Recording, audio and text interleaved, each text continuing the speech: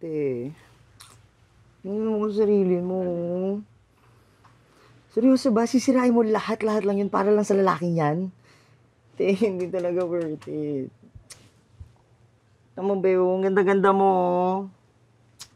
Di ba? Ha? Ang ganda-ganda niya. Di ba? Oo naman, oo. Okay na. Okay, stop it na. Okay, te? Alam ko, mahirap talaga mag-move on. Pero be, try mo. Try mo na, please. Okay? Ha, please. Hello? Sino po ito? Opo. Ako ho yun. Ngayon na po. O sige po, paantayin niyo ba po ako? Papunta po ako dyan. Okay po. Sige po, salamat. May racket ako. 150 invitations for a kasal. Okay? Babush muna. Maliligo ako. I suggest maligo ka na rin cause... yung bahaw.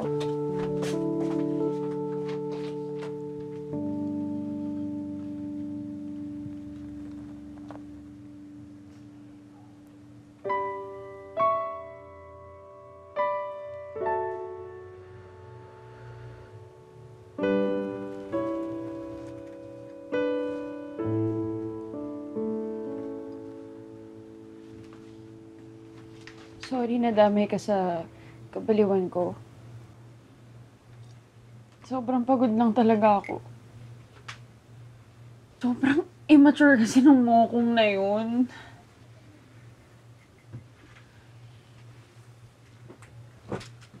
Alam mo, sobrang dami na namin plano eh. So, ang tagal-tagal na namin ganito, lagi na lang ganyan. Tapos hindi pa kami nag-grow. Alam mo, Det, meron akong napanood na isang movie. At ang sabi doon,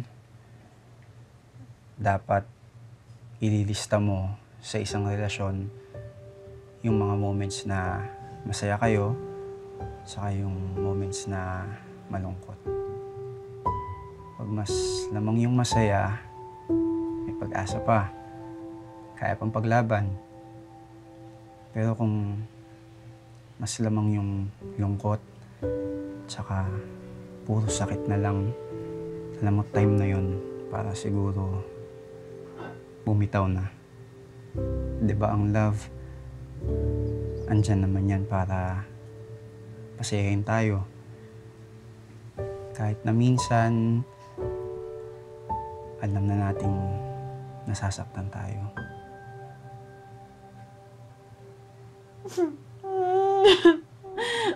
Bakit mo pinapayo?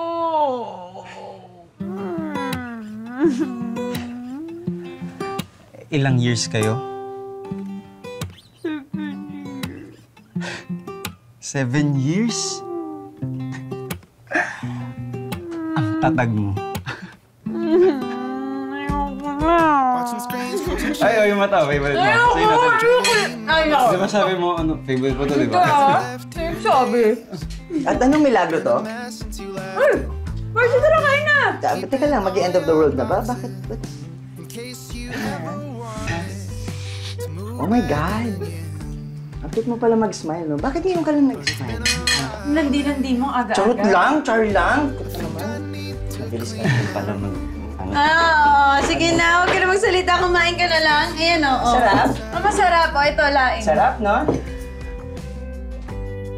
I'll get you clothes out the drawers and forget your love out the door.